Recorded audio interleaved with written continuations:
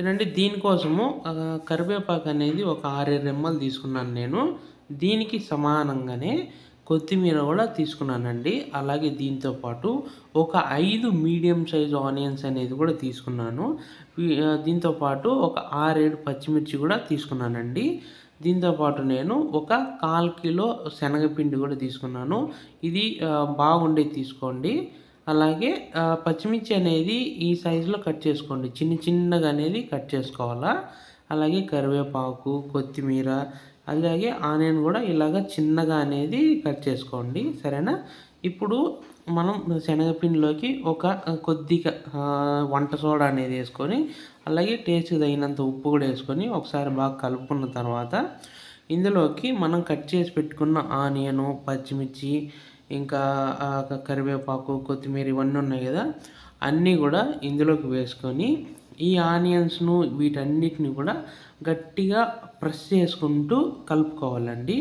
ఇలా చేసుకోవడం వల్ల ఏమవుతుందంటే ఆనియన్స్‌లో ఉన్న వాటర్ అనేది వదిలేస్తది. ఆనియన్స్ అనేది వాటర్ అనేది వదులుతుంది. కాబట్టి ఇలా గట్టిగా ప్రెస్ చేసుకుంటూ కలుపుకోవాలా. దీని తర్వాత ఒక గ్లాస్ అనేది వాటర్ అనేది యాడ్ చేసుకొని కొద్దిగా ఇలాగ మొత్తం అంతా కూడా గట్టిగా కలుపుకోవాలండి. మరీ లూజ్‌గా కలుపుకోకుండా ఇలాగ గట్టిగా ఉండేటట్టు కలుపుకొని ఉప్పు అన్నీ కూడా టేస్ట్ అనేది చూసుకొని పక్కన పెట్టుకోండి. ఇప్పుడు స్టవ్ మీద పొయ్యి పెట్టుకునేసి పెనంలో తగినంత ఆయిల్ అనేది కొద్దిగా పోసుకున్న తర్వాత అది అనేది వేడైన తర్వాత ఇప్పుడు మనం కలిపి పెట్టుకున్న పిండి ఉంది కదా, అది చిన్న నిమ్మకాయ సైజ్ అండి. మరీ పెద్దగా వేయొద్దండి. చిన్నగా నిమ్మకాయ సైజ్ అంత మాత్రమే వేయండి. దీనివల్ల ఏమవుతుందంటే పెద్దగా వేసారనుకోండి లోపల పిండి అనేది పచ్చిగా ఉంటుంది. అంత బాగుండదు తినడానికి. అలానే చిన్నగా వేసారనుకోండి త్వరగా మాడిపోయి మాడు వాసన అనేది వస్తాయండి బోండాలు అనేది. కాబట్టి మీడియం సైజులో చిన్న నిమ్మకాయ సైజ్ అంత వేసుకుంటే వడలు కూడా బాగా అనేది పొంగుతాయండి. బోండాలు అనేది కూడా పొంగుతాయి.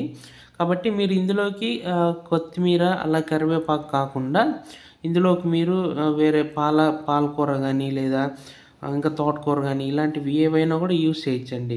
ఎందుకంటే పిల్లలు అనేది ఆకుకూర అంతగా ఇష్టపడరు కాబట్టి మనం చిన్నగా కట్ చేసుకొని దీంట్లోకి కలుపుకొని అవన్నీ కూడా మనము యాడ్ చేసుకొని ఇలాగ బజ్జీల్లో ఇలా బోండాల్లాగా వేసుకొని బాగా అనేది పిల్లలకు పెడితే వాళ్ళు బాగా తింటారు బాగా. సరేనా?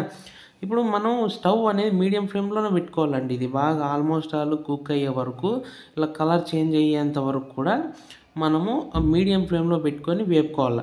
ఎప్పుడు హై ఫ్లేమ్‌లో పెట్టాలంటే మనం అయిపోయాయి ఇంక తీసుకుందాం అన్న టైంలో జస్ట్ ఒక 30 సెకండ్స్ మాత్రమే హై ఫ్లేమ్‌లో పెట్టి ఇవనేది తీసుకోవాలి. చూసారు కదా, ఈ కలర్ వచ్చేంత వరకు బాగా వేపుకొనేసి తీసి పక్కన పెట్టుకోవాలండి. అంతేనండి, చాలా సింపుల్గా రెడీ అయిపోతుంది.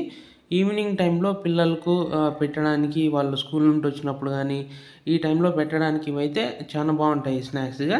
మీరు ఒకసారి ట్రై చేయండి.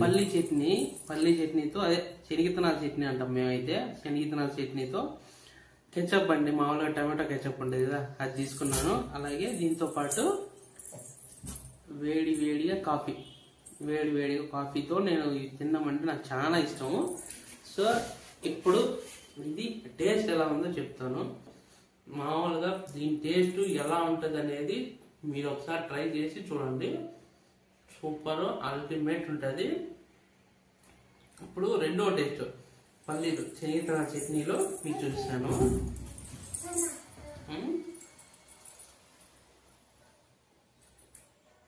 ఒక్కొక్క దానికి ఒక్కొక్క బయటికి ఒక్కొక్క టేస్ట్ వస్తుంది. మీరు ఖచ్చితంగా ఒకసారి ట్రై చేయండి, ఎలా ఉంటుందో కమెంట్ చేయండి. ఇప్పుడు కెచప్తో కూడా కొంతమంది కెచప్తో ఎట్లా స్వామి కెచప్తో కూడా తింటారా మీరు బాగుండాలి అనుకుంటారు.